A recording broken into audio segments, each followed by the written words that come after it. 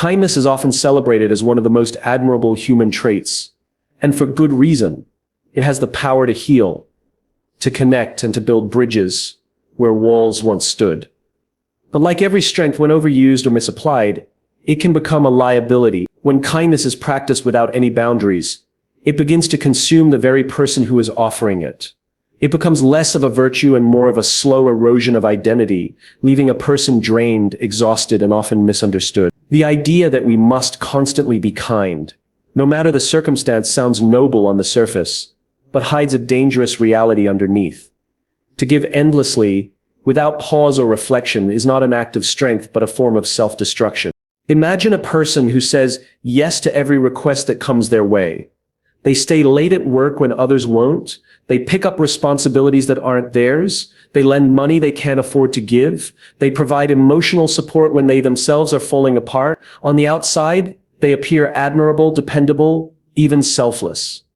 But on the inside, something different is happening. Their energy is being chipped away, their mental and emotional reserves depleting bit by bit. They might even start to resent the very people they're trying to help, but because they've built an identity around being the kind one, they don't stop. What they don't realize is that kindness without boundaries is not kindness at all.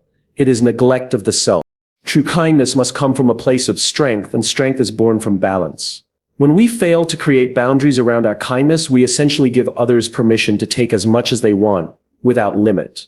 Human nature being what it is, some people will take advantage. Not out of malice necessarily, but because you've trained them to expect that you'll always say yes, you'll always bend, you'll always sacrifice.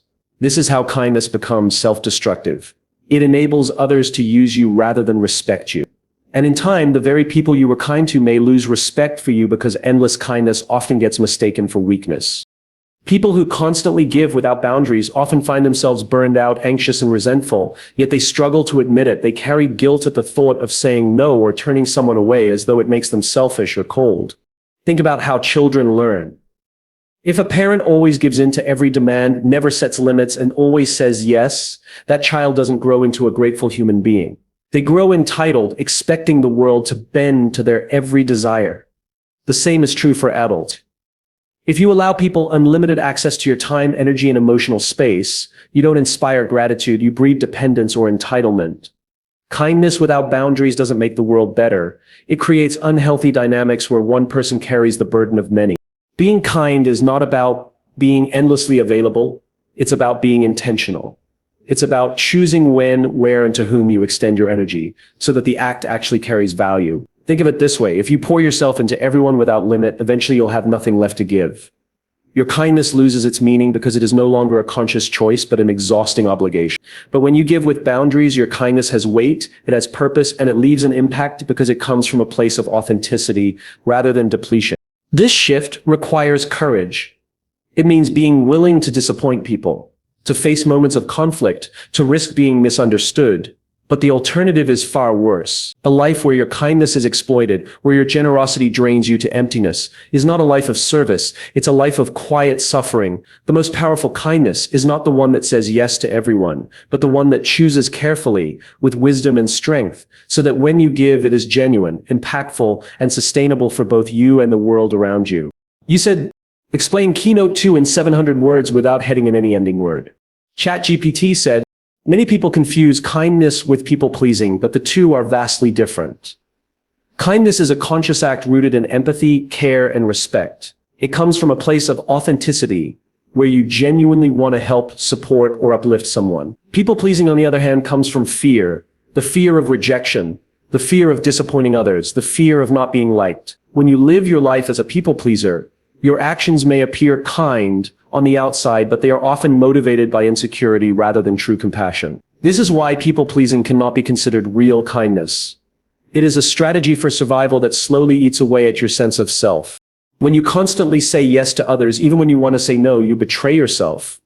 You silence your voice, ignore your needs, and put your desires on hold just to avoid conflict or disapproval.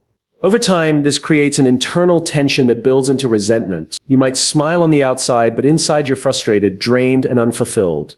People-pleasing feels like kindness because it keeps others happy in the moment, but it is actually dishonesty. You're not showing people your true self, you're showing them a version of you carefully shaped to win approval. That is not genuine connection, that is performance. True kindness sometimes requires conflict. It requires honesty. It requires having the courage to say, I don't agree, or I can't do that right now, or that doesn't feel right to me. These moments might upset people, but they also create trust. Because trust is not built through endless agreement. It is built through authenticity. People may not always like what you have to say, but they will respect you more for saying it. When you people please, you rob yourself of that respect. You train others to see you as someone who will bend no matter what, someone who can be relied on to sacrifice themselves for the comfort of others. And while they may appreciate the convenience of that, deep down they will not value you in the way they would if you stood your ground. Another issue with people pleasing is that it places everyone else's needs above your own, which is not sustainable. You cannot live your life serving others at the expense of yourself without breaking down. At some point, your health, your energy, and your spirit will run out. True kindness is balanced. It considers both the giver and the receiver. People-pleasing only considers the receiver, leaving the giver depleted. This is why so many people-pleasers eventually experience burnout, exhaustion, and even resentment toward the very people they've spent so much time trying to please. Think about it this way. When an airplane is in trouble, the safety instruction is always to put on your own oxygen mask before helping others. Why? Because if you lose consciousness, you can't help anyone else. The same principle applies here. If you're constantly people-pleasing, you're metaphorically giving your oxygen mask to everyone else while suffocating yourself. That isn't kindness. It's self-neglect disguised as generosity. The irony is that many people-pleasers think they're being kind, but in reality they're not even offering their best self to the world. Their kindness is diluted because it comes from guilt, fear, or obligation, not from genuine intention. Real kindness doesn't drain you, it energizes you. When you help someone because you truly want to, it leaves you feeling connected, uplifted, and satisfied. When you help someone because you feel you have to, it leaves you feeling empty. The difference lies in motivation. Breaking free from people-pleasing requires learning to tolerate discomfort. It means accepting that some people won't like you, that you can't please everyone, and that your worth is not determined by how agreeable or accommodating you are. It requires you to value authenticity over approval, respect over popularity. And this shift, while difficult, leads to deeper, more meaningful connections. People will begin to see you for who you really are, and while not everyone will like that, the ones who matter will respect and appreciate you more deeply. Kindness is not about avoiding conflict or keeping everyone happy. It's about showing up honestly, setting boundaries, and giving in ways that are sustainable and real. People-pleasing may win you temporary approval, but it will never win you lasting respect or genuine connection. To live a life of true kindness, you must be willing to step away from the exhausting cycle of pleasing others and instead embrace the strength of being authentic, even when it's uncomfortable. You said, explain keynote 3 in 700 words without heading and any ending word 3. Not everyone in this world deserves your kindness. And learning that truth is one of the most important steps toward building a balanced and fulfilling life. It may sound harsh at first because we are conditioned to believe that kindness should be universal, that we should treat everyone with the same generosity and patience no matter what. While that sentiment is noble, in reality it ignores the complexity of human behavior. The truth is some people take advantage of kindness, some manipulate it for their own gain, and some see it not as a gift but as a weakness they can exploit. If you offer kindness indiscriminately, without discernment, you open the door for people to misuse it and drain you of the very energy you need to live your own life. Every act of kindness is a form of energy, and energy is limited. You cannot give endlessly without refilling yourself, and you cannot offer the same depth of care to everyone without sacrificing quality. When you give kindness to people who do not appreciate it or who abuse it, you are not being noble. You are allowing your time and energy to be wasted on those who will not grow from it. This doesn't mean you should be cruel or cold to others, but it does mean you must learn to filter who deserves the best parts of you. Not everyone has earned the privilege of your attention, your effort, or your support. Imagine for a moment that you have a garden. Every act of kindness is like water for the plants.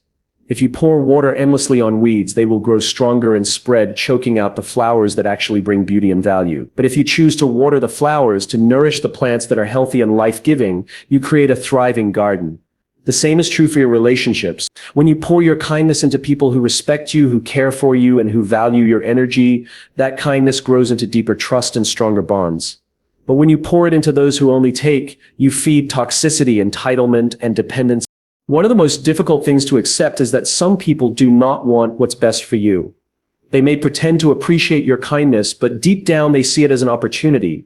They may drain your time, your emotions, your resources, and leave you empty while offering nothing in return. This is why boundaries are not just helpful, they are essential.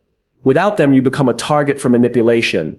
The more you give to people who take without gratitude or reciprocity, the more you reinforce the idea that you exist to serve them. And once that cycle begins, it is very hard to break.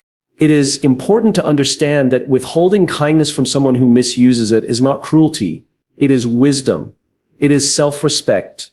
True kindness is not about quantity, it is about quality and intention.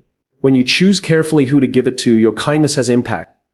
It strengthens the right relationships, it supports growth where it is possible, and it protects you from being used up by those who have no concern for your well-being. Saying no to the wrong people allows you to say yes to the right ones. Consider also that kindness, without discernment, can actually harm the very people you think you are helping. If someone constantly relies on your kindness to solve their problems, they may never learn responsibility, accountability, or resilience. By always stepping in to rescue them, you rob them of the opportunity to grow. Sometimes the kindest thing you can do is step back and allow someone to face the consequences of their choices. Not everyone should be shielded from discomfort or difficulty because those experiences are often what shape strength and wisdom. You are not obligated to be kind to those who disrespect you, who drain you, or who disregard your efforts. Your kindness should be a choice, not a duty. When you recognize your value, you realize that your energy is precious, and giving it away recklessly is a form of self-betrayal. The people who deserve your kindness are the ones who respect it, who do not demand it, and who reciprocate it in their own ways. Those are the relationships where kindness blossoms into trust, loyalty, and genuine connection. Choosing who deserves your kindness is not about becoming hard or bitter. It is about becoming wise. It is about realizing that you cannot change everyone and you cannot save everyone. What you can do is focus your energy on the people and places where it truly matters. When you do this, your kindness grows stronger because it is no longer wasted, it is invested. And when kindness is invested in the right people, it multiplies, creating more goodness in the world rather than draining the source. You said, explain Keynote 4 in 700 words without heading and any ending word. ChatGPT said, there is a common misconception that kindness is about always being agreeable, always being soft, and always making others feel comfortable. But in reality, true kindness often requires honesty, and honesty is not always comfortable. Sometimes the kindest thing you can do for someone is to tell them the truth they may not want to hear, even if it risks conflict or disappointment. Niceness and kindness are not the same. Niceness is about keeping peace in the moment, avoiding discomfort, and preserving appearances. Kindness, on the other hand, is about doing what is genuinely best for someone, even if that means saying something they don't like. Think of a situation where a friend is making destructive choices, perhaps in a toxic relationship or neglecting their responsibilities. A nice person might stay quiet, smile, and nod, not wanting to upset them. But what does that really do? It allows the person to continue down a harmful path, unchecked and unchallenged. A truly kind person, however, would step in and say something. They might say, I care about you too much to stay silent. What you're doing is hurting you, and I can't pretend it isn't happening. That moment may sting. It may cause tension, but in the long run, it comes from love and care. That is the difference between being nice and being kind. Honesty, when grounded in compassion, builds trust. People may not always enjoy hearing the truth, but they will come to value the person who is brave enough to tell them. Think about the most meaningful relationships in life, the ones that feel solid and unshakable. They are not built on endless niceties. They are built on honesty, even when it's hard. If every time someone asks for feedback, you simply tell them what they want to hear, you are not helping them grow, you are keeping them stuck. But if you are willing to give constructive feedback, to be transparent about what you see, you are offering a gift far more valuable than temporary comfort. The struggle many people face is that honesty can feel cruel, and so they choose avoidance instead. But cruelty lies not in truth itself, but in the way it is delivered. Brutal honesty that aims to wound is not kindness, it's aggression disguised as openness. Another important aspect of honest kindness is boundary setting. Many people fear that saying no is unkind, but it is in fact one of the kindest things you can do for both yourself and others. When you agree to something you don't truly want to do, you build hidden resentment, and resentment poisons relationships. By saying no up front with honesty and respect, you avoid false expectations and keep interactions clear and genuine. For example, telling a colleague, "I can't take on that project right now, I don't have the capacity," may feel difficult, but it is far kinder than agreeing and then delivering half-hearted results or burning yourself out. It is also important to remember that honesty creates deeper respect. People may forget kind gestures, but they rarely forget when someone gave them an honest perspective that made them think differently. Leaders who sugarcoat every truth do not inspire growth in their teams. Leaders who are honest yet supportive earn loyalty. Friends who only flatter don't create lasting bonds. Friends who tell us the truth when we need it most are the ones we trust for life. Kindness is not about how pleasant you can make every moment. It is about how much you are willing to give someone what they truly need, even if it's uncomfortable in the short term. When you choose honesty over surface-level niceness, you build relationships that are real. You create trust because people know where they stand with you. They don't have to guess your feelings or second-guess your words. They can rely on you to be truthful, and that reliability is one of the purest forms of kindness. Being nice might make someone like you for a moment, but being honest with kindness makes someone respect you for a lifetime. You said, explain keynote 5 and 700 words without heading and any ending word. ChatGPT said, the first person who deserves your kindness is yourself. Yet this is the one truth many people forget as they go through life trying to meet the expectations of others. We are often taught that being selfless is the highest virtue, that giving without limit is the definition of goodness, and that thinking of ourselves first is selfish. But what happens when you constantly put everyone ahead of yourself? You begin to erode your sense of identity, you deplete your energy, and you lose sight of what makes you whole. Real kindness cannot flow endlessly from an empty well, and if you are not caring for yourself, then what you give to others will always be incomplete, forced, or draining. Being kind to yourself begins with how you speak to yourself.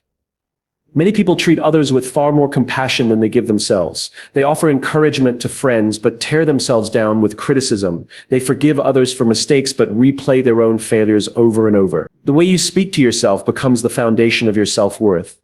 If your inner dialogue is harsh, cruel, or belittling, no amount of external kindness will fill that gap. True self-kindness requires speaking to yourself as you would to someone you deeply care about, reminding yourself of your value, forgiving yourself for shortcomings, and encouraging yourself to grow without tearing yourself apart in the process.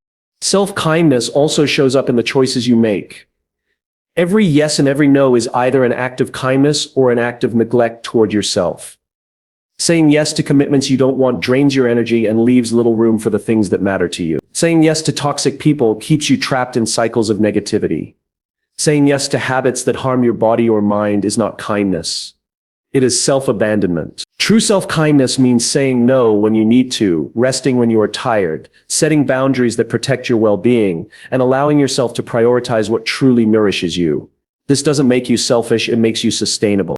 When you practice kindness toward yourself, you also give others a model of how to treat you.